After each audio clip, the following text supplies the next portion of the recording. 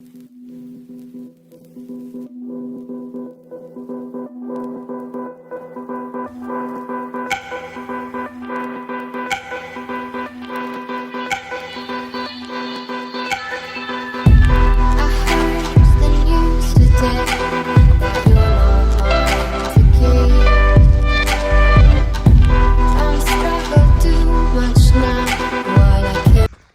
you gonna go behind a tree or fucking?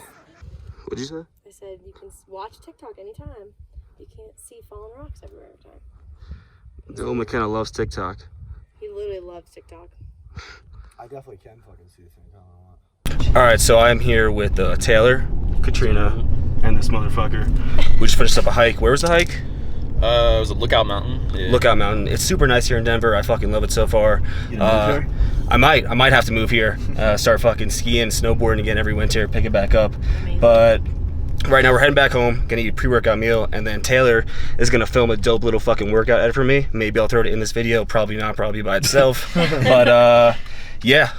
What are you gonna eat pre-workout? I think I have like a sirloin and like 120 grams of rice. Yeah, nothing too fun. You want to go left here? Yeah. Yeah. I will probably go to Whole Foods, get protein in like a black and white cookie or some shit like that. Maybe some donuts. I don't fucking know. Dude, don't be surprised at 30 fucking Sebastian's. Yeah, I'm expecting 35 at the latest. Road. But yeah, that's the plan, and we'll see you fucking there. Oh no! Give me my mic. There you go. Toodaloos. Is that her? That's her name? Toodaloos? Yeah. And then I forgot to go like this. There we go. Say hi. Surrender. Alright, so real quick, I just want to show you guys, I actually didn't get a fucking protein shake and a black and white cookie. I got a New York strip steak, so just so you guys know. Prolonging Sebastian's life. Prolonging my life. I'm not with that fatty steak, actually. Well, I'm not going to eat the fat, I'm going to cut it off, actually, so we'll be It's all okay. marbled throughout the whole steak, bro. Look. Oh, here we go. See all that? It's all fat 'cause you got New York strip. Just gives it more taste, gives it more flavor, Yeah, it does. which More heart. inevitably makes you able to eat more, right? And that's what we want. And I also got this Rice Krispie treat instead of rice because it's kind of the same thing as rice. It's just stuck together by this magic glue called like marshmallow sauce.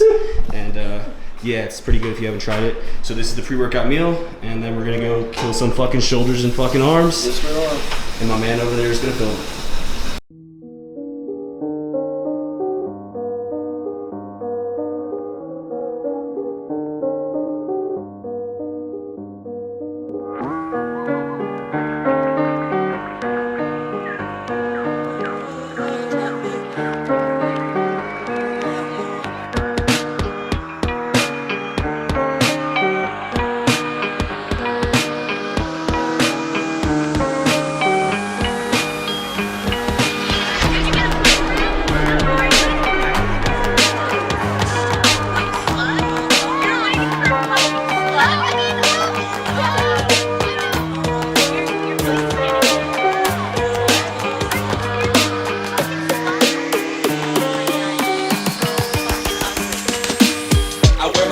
Like the rings on a pill.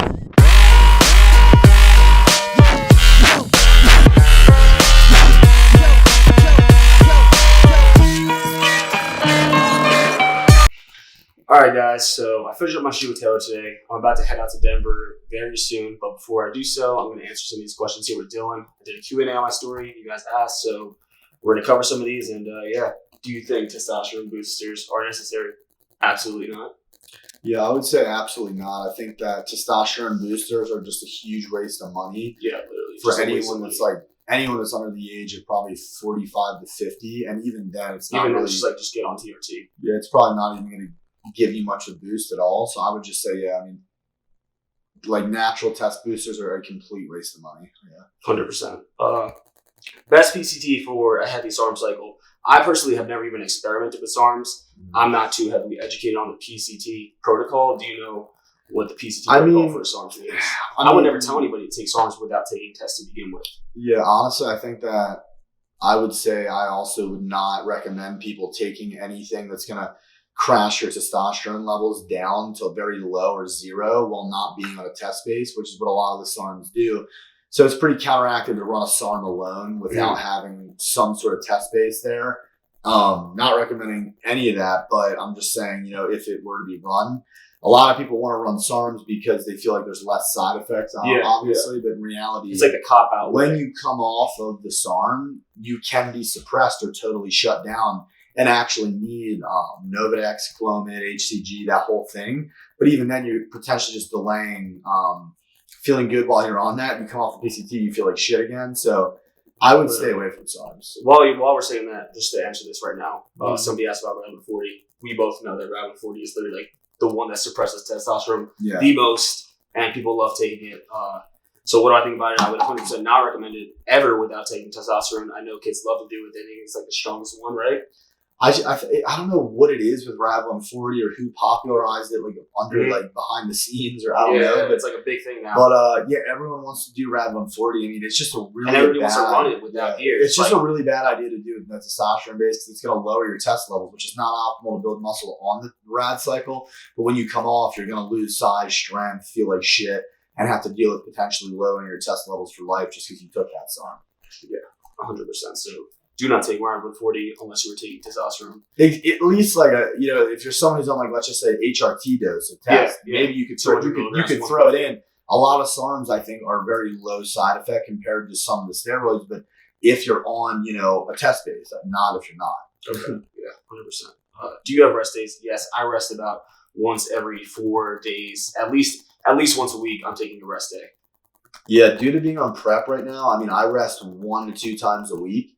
I just feel like my body right now needs, 1 or 2 rest days a week. So usually once, maybe twice if I need it. The biggest thing with rest days is listening to your body. A lot of people think I want to train every day, I can handle it. But people fail to realize that you grow while you're resting. You don't grow while you're at the gym. You're doing damage there. I know massive bodybuilders who go into the gym, train for 30 minutes a day, and they train fucking 4 days a week, and they're massive. Yeah, exactly. I mean, there's plenty of guys. I know Nick Walker. I was watching an interview, and he was saying Nick Walker's. He just went pro in the super heavyweight division, fucking muted at North Americans, and he trains 4 days a week. So I mean, he goes to show. So for recovery, I mean, so you don't need to train 7 days a week, balls to the wall. It's counterproductive, especially for natural. 100%. What would you recommend as a beginner steroid cycle?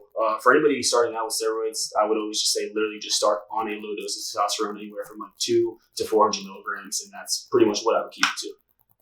Yeah, I mean, I would agree with if you are gonna use anything, which is, I mean, obviously talk to your doctor or whatever. If that's something you're gonna do, then I would recommend just a testosterone base for sure. And the reason for that being is because a lot of people want to start on like multiple compounds, but it's like you're going to respond to things, and if you have no experience with gear, you're not even going to know what the fuck you're responding to. Like if you hop on DECA, D-ball, and test for your first cycle, and you get some bad side effects, you're not going to know what the fuck it's coming from to begin with. And you're also just like, you're going to need to take more and more gear. It's about longevity. You don't want to have to run all this gear, and then the next time, okay, I got to run more and more and more. It's just not necessary. If you're looking to make progress and build muscle, you don't. More isn't better. Yeah. Is it worth taking MK677 alone? I think so. You don't need to run a test base with MK. Yeah, I would say it's definitely worth it. Just because obviously, I don't know. We don't know the long-term effects of MK really because it's newer, but it doesn't seem to have any really long-term horrible effects. Some people may say that it could damage like your insulin sensitivity, etc. But I think if you cycle it like I don't know, let's just say 2 months on, 2 months off, you won't have that issue.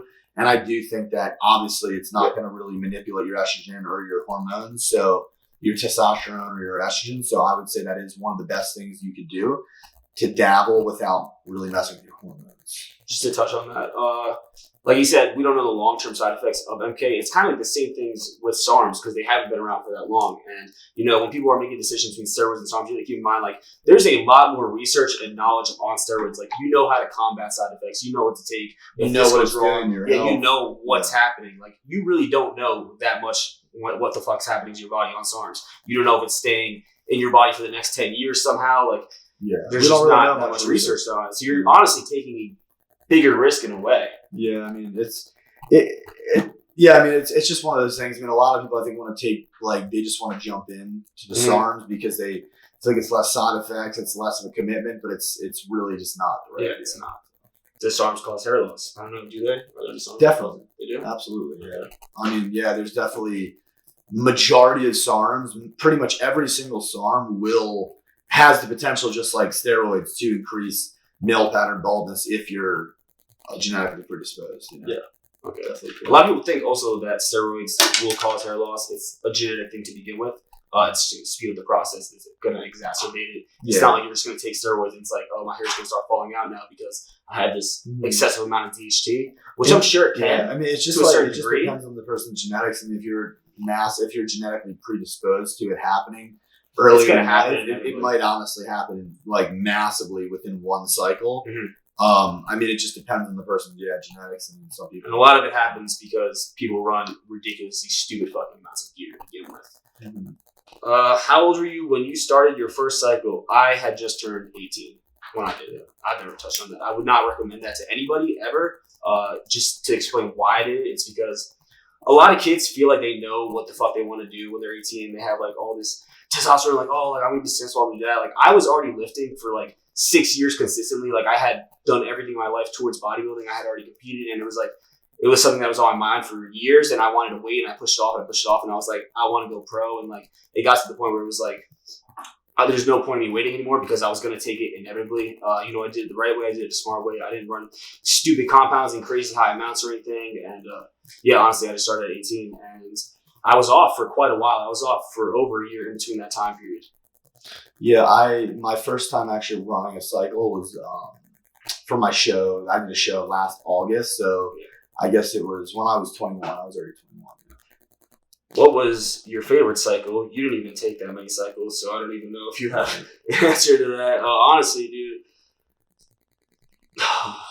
my favorite cycle out of all of them, probably the one I'm on right now because it's not any crazy high amounts. I've run way higher amounts than I run right now, and like I said, more is not better. I've gotten way more. I have a lower dose of test, lower dose of DECA than I have with higher amounts of tren and DECA together, and it just goes to show like less is better sometimes, and I feel better. I'm getting denser, I'm getting leaner at the same time overall. So I would say the one I'm on right now is just test DECA, and I had a little bit of D-ball in the beginning. I would just say the thing you should focus on more is your diet and training rather than running high compounds or really like even taking gear in general. You should never take gear until you have everything else in place. Yeah. A lot of people want to take it, and then it's really not necessary. It's not worth it. You just have to think about the long-term, consequences that it can cause. Is it really worth it for you for whatever your goals are? Are you gonna regret taking it in 5 years, 8 years, 12 years, 15, 20 years? If you're only young, so I would focus on like the training, the diet, and I would say it's like people will talk about cycle this, cycle that. I mean, there's a million different cycles for a million different people or what your goals are, but I would say that's probably my answer. Honestly, I would tell people to focus on. Kind of just answered this question. It says, do you think it's worth doing a cycle of 20 if you don't plan on competing? I would say absolutely not. Because you're kind of just doing it for an egotistical reason. I want to look a certain way. I never would have started a cycle to begin with if my ultimate goal was not to go to Olympian Pro. Like I had that set instilled in my mind that it was going to happen, and that's the only reason why I decided to do it. Because I'll tell you right now, injecting yourself with a needle is not fun by any means, and I don't look fucking forward to it. Especially at 20 years old, if you have no plans of competing, I would definitely wait, like train for the next few years, see how you feel. And like, I'm not saying you have to be competing if you want to experiment with gear, but like 20 years old is kind of young to make the decision if you aren't like already super involved in bodybuilding. So wait till you're older, like at least like 25 or so, and if you really want to take it, then I just feel like for me, anyone who comes to me and asks me should they take it, I'm going to say no, but it's just a personal decision. I feel like, and if you're over 18, you're a legal adult. I mean, you can make that decision yourself, but I just think that like if you're having to ask, if you have to ask people, then you pretty much have to ask us. You know what I mean? Someone that's completely detached from your life or what you're doing. I would probably say you're like not at that point where you should be. Because I shouldn't be the one telling you to take gear. When I took gear, nobody was telling me to do it. It was just like my decision. I was like, I'm going to do this because this is what I have to do to get to where I want to go in life. What are your main protein sources? So my protein basically always comes from chicken, ground beef, steak, whey, egg whites, eggs. I feel like that's pretty much the majority of it. That's where all my protein pretty much comes from. Yeah, I would say like I do a lot of chicken, fish, and red meat, obviously. But then I also I do egg whites. I don't do any eggs because it inflames my acne, and I also don't do any whey protein typically because it inflames my acne. I actually egg white protein or collagen protein because it's a little bit less inflammatory, easier on your gut. But HG Muscle is coming out with whey protein. I'm hoping due to how high quality it is, Grass-fed. it'll be able to. I'll be able to take it without having any Is it issues. beef protein? It's grass-fed beef protein. Yeah, it's grass fed. Yeah, it's like 100% grass fed, like just whey protein beef. Yeah. Optimal volume and intensity for hypertrophy. What do you think? Optimal volume. What is it? Volume is like the total amount of what are work, they the asking? total amount of sets. What are they asking? The optimal way to work out for hypertrophy. I mean, you can't really say. Like, Yeah, I'd have you to can't. see like where the person's at. It depends if they're a beginner, if they're more an intermediate, if they're more of an expert lifter, and it just depends how much muscle you have, how long you've been lifting, what's worked in the past, what hasn't. Like, I mean, it pretty much depends on all those factors in a sense. So it's tough to say. Yeah, I would say, just my training protocol. Usually, the way I train is I do a few warm-up sets that I don't really count. I mean, obviously, some people like to count these sets. I don't really count them. I pretty much work up to a top set where I go heavy, all out, balls to the wall. Like super, like 8 to 12 reps. And it's not like 8 to 12 reps I'm struggling. It's like that 8 to 12 reps is going to last like 30, 45 seconds. And it's going to be hard 8 to 12 reps where there's maximum tension on the muscle that I'm working. And then, if I have a buddy with me, I'll help do some force reps and maybe a drop set or a triple drop set, or I'll do like giant sets. Really, the biggest thing I think when it comes to training for hypertrophy is just training fucking hard and executing all the exercises properly. So, what is the best training frequency split that you would recommend personally? This is all, again, very dependent. I on would the say person. for someone who's a beginner, I would say a full body, like 3 or 4 times a week. Or I would recommend an upper lower split 4 times a week for a beginner. An intermediate, I'd probably recommend a legs push pull split. Either a 5 or 6 day legs push pull split. And then for more of an advanced lifter, it just kind of depends on, what the goal of the lifter is. Is it to like do a powerlifting meet, to do a physique show? Yeah. So at that point, I would probably say 6 day a week legs push pull, or even you could do like a legs push pull and have a specific chest day, specific shoulder day, whatever. It depends on what the like specific goal is. I would say. Yeah, I would pretty much say the same thing. If you're brand new to lifting, don't really know what's going on, I would say upper, lower, 4 times a week or something like that, 3, 4 times a week.